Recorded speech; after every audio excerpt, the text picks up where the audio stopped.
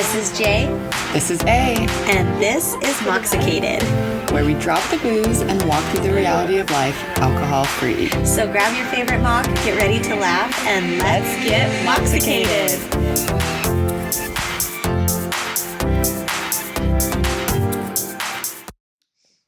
Hello, and welcome back. Happy almost Valentine's. Yes. Valentine's is an interesting time, I feel. It is so interesting. You know what is so funny is I was at a Valentine's party recently, and we actually, I don't even know, maybe one person answered the question, but there was a question of like, what was your best Valentine's? I didn't have an answer. I have a silly one. Tell us. It's honestly the first time a man ever really treated me like a woman, I guess. Because I've always been like the girl's guy, you know? Yeah. But yeah, it was this guy. I'll just say his name. He doesn't listen, I don't think. I don't know. Someone might and tell him. His name is Jesus. Oh, yeah. Yeah, I remember this. And he very much took me on a date. I was not expecting this, and I was like, no, please stop. Aw, And it was like when I Jesus. loved X-Men a lot. I remember when you loved X-Men. But yeah, I loved X-Men a lot, and he brought me X-Men figure, and I'm like, no, not that X-Men, like Hugh Jackman. Like those movies, not Yes. the literal The actual yellow cartoons. X-Men cartoon.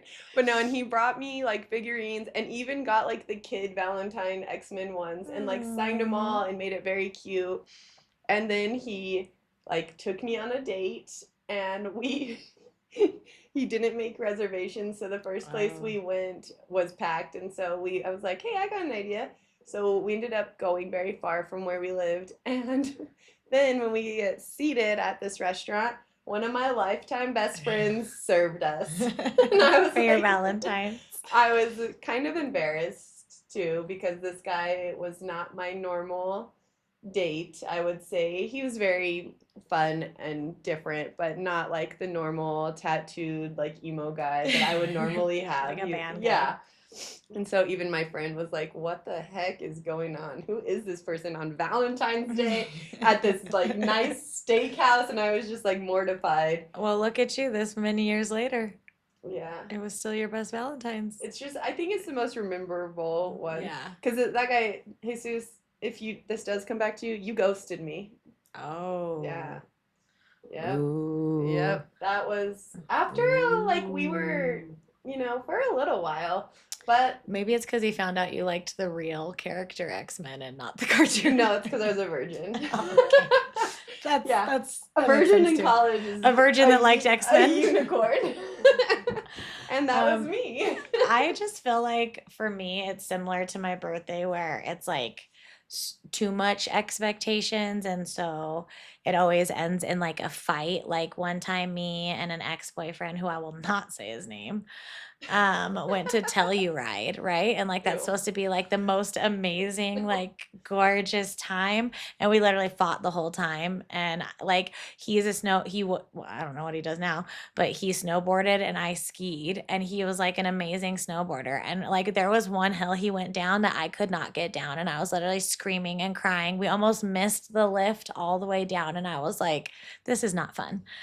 And then Philip and I's first Valentine's Day, I drank a lot. I think that we got in one of our biggest first fights on Valentine's Day because I drank too much. He got me a little Caesar's pizza in the shape of a heart. He had them do that.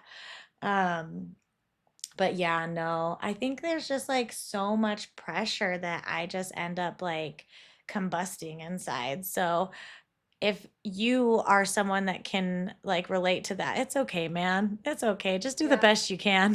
Yeah, no, Atlas was due February 15th, and I had them not sweep my membrane because I was please, no, the pink holiday, the holiday that is there's so much pressure to have a Valentine, be a Valentine, just all of that. And I knew I was gonna have a little shy guy, and so I'm so happy that he was not born on Valentine's Day. I feel for all those men out there with Valentine's birthdays. Well, honestly, too, and I was thinking about this when I was at this party. This is like the one that popped into your mind. You know how everyone says, like, go with the Yeah. first thing? Is my nephew was born around Valentine's Day, and on Valentine's Day, we went to visit my sister and nephew in the hospital, brand new baby. And we had Miles, who was like 6 months at this point. So, you're kind of like cruising through parenthood. Yeah. And we went to see her, and it was a very stressful situation at the hospital. And we left, and it was just me and my husband, and we went somewhere. And I think we went to a brewery, but it was like so fun and nice because we were like elated that wasn't us. And we were just like, yay, happy Valentine's is the best Valentine's. And we didn't even do anything, but it was just like the comparison of where we just were. Little did I know I was going to get pregnant a month later. Yeah. But Now for Valentine's Day, we get together with another family every year. Oh, And that's sweet. Yeah, and I remember at first when she was like, "Hey, let's do this," I was like, "No, like I want to do something with my husband." And then now I am so glad that we have this little tradition that we do. Yeah. Well, and I think that like looking into the love and the theme and Valentine's Day and looking at your life now, it is so important that you romanticize all these little things that you have decided to Yes. do.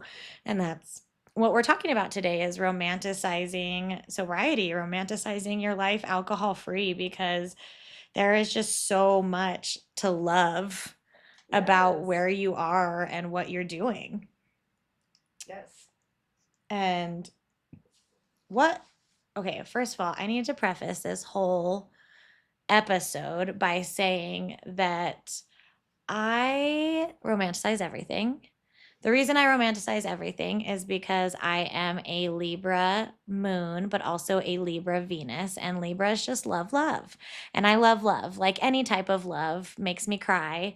And so romanticizing is something that I have done my whole life.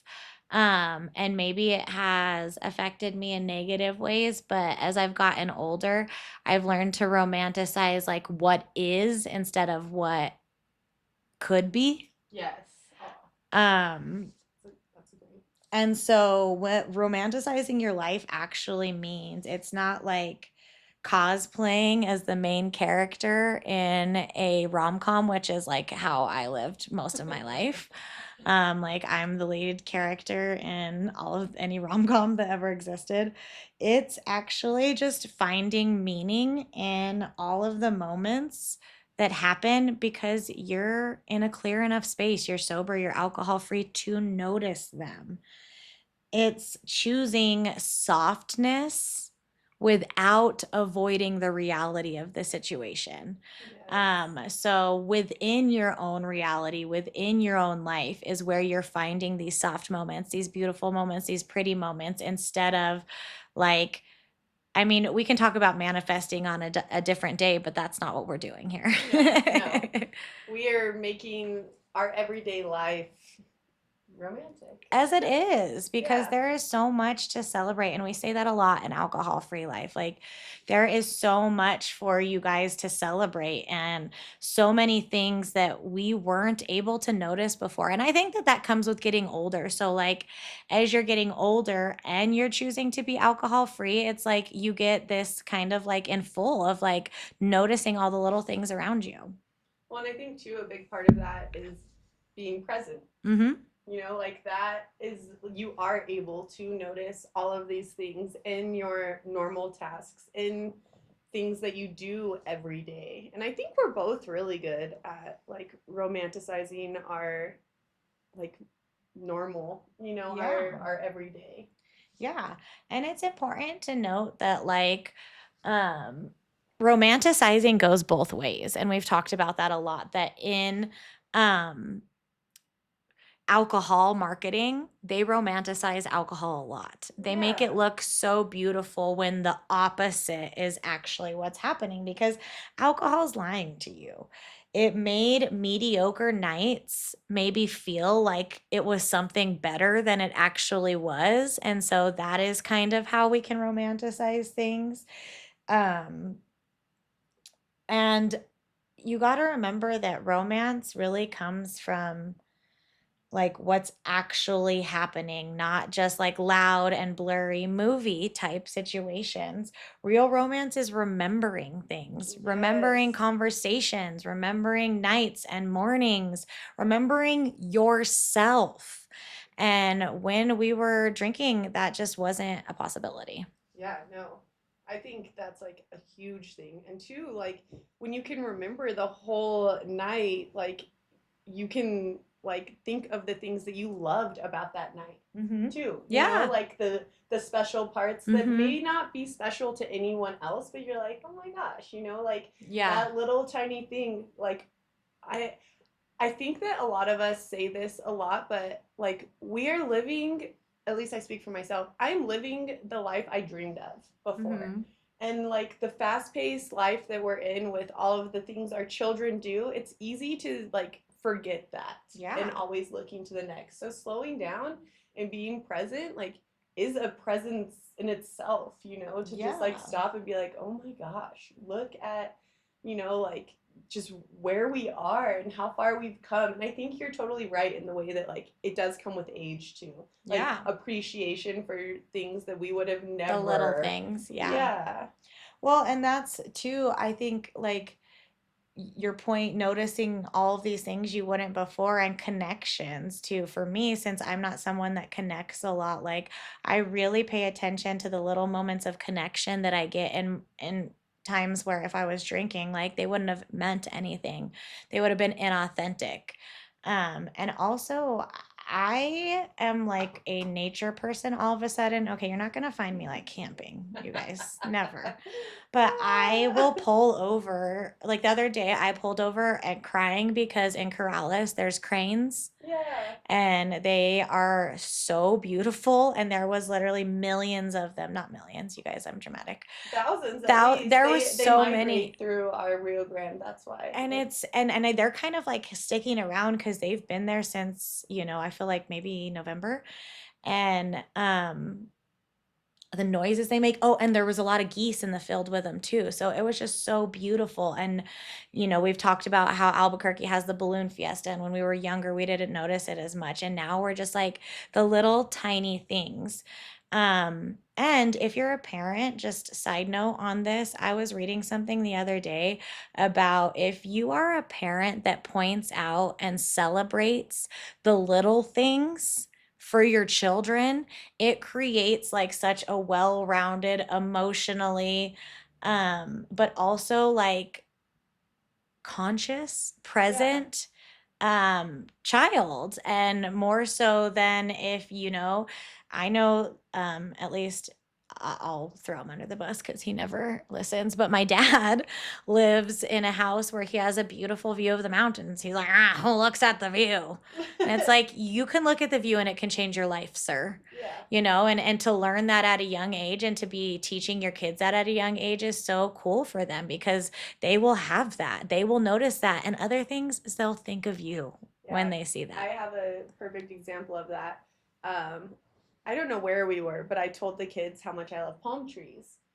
And then now, anytime, I mean, if the palm tree Pokemon comes up, Atlas is like, Mom, look, a palm tree, you know, and like Yeah. just any of that. Anytime we go anywhere where there's palm trees, he's like, Mom, look, Yes. there's a palm tree. And it's those little moments, exactly what you were Yeah. talking about, where it's like noticing your surroundings, noticing, like, it's crazy. And when you were talking about the cranes, for some reason, like the thought in my head, like so many people like dog on New Mexico and Mm-hmm. like just want to get out of here. And it's like I don't think those people have really like stopped and looked around And and appreciated it. Mm-hmm. appreciated it in the way that like it is such a beautiful place. And Yeah. like and that's kind of what we're talking about. Like stopping and noticing how great life can be rather than just being like, Or how great little moments in life Yes, can there you be. go. Yes. And like really, really leaning into those because if we don't lean into those great little moments, like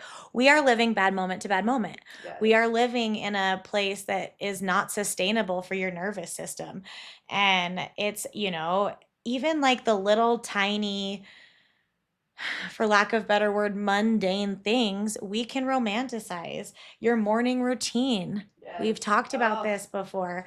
Something that I romanticize a lot as a mother of three is either going somewhere alone, but going somewhere that's like a regular errand with my youngest. mm, My two older kids were so close together that I didn't really get like a one child at a young age experience in places because they were just such a pair.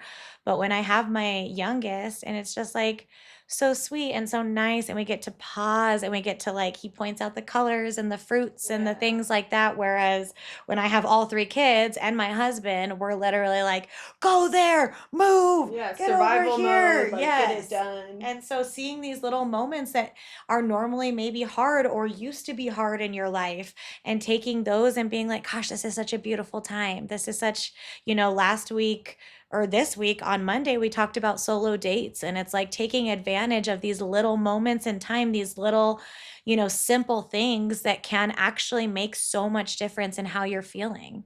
Yeah, no, and you said it. I think one of the things I love to romanticize the most are mornings, like in sobriety. Mm-hmm. And that goes for like vacations, like the Mm-hmm. mornings on vacation, I feel like are like some of the most magical. I don't know Mm-hmm. what it is about that, but Yeah. it's like sitting and enjoying your coffee and not waking up grumpy, like all foggy, Yeah. hungover, all of it. And just like taking in that morning. Maybe you wake up feeling rested. You wake up, having gratitude because you're not mad.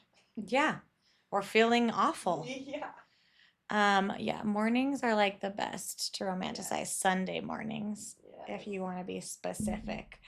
Um, Another thing I think to talk about when talking about romanticizing your life is that boundaries are romantic. Mm.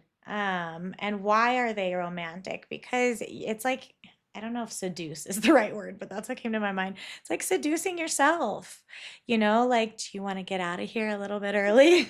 Well, no, Yes, I yes. do.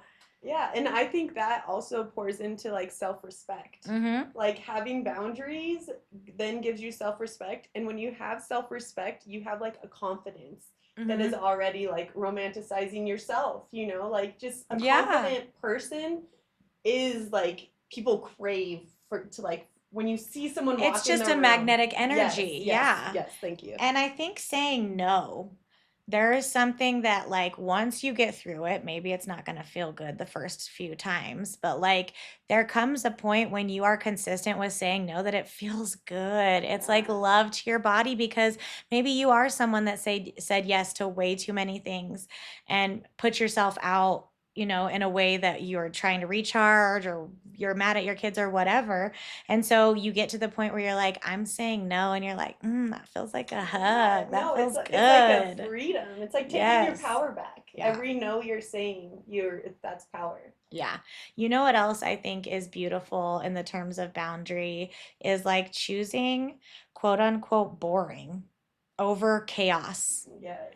I think that life can be chaotic enough. So, I always make fun of my kids when they say they're bored because I'm like, no, me and Philip are always like, you don't understand. We Yeah. would like flick at my grandma's house, we would flick quarters and race them and they would like come back and come back to us. Like that's what we did when we were bored. I'm like, you're Yeah. bored because you got bored of your tablet and the screen and this and that. And so as you're older, like find boredom again, like Yes. twiddling your thumbs. What should I do next? Relaxing, not doing Yeah. anything.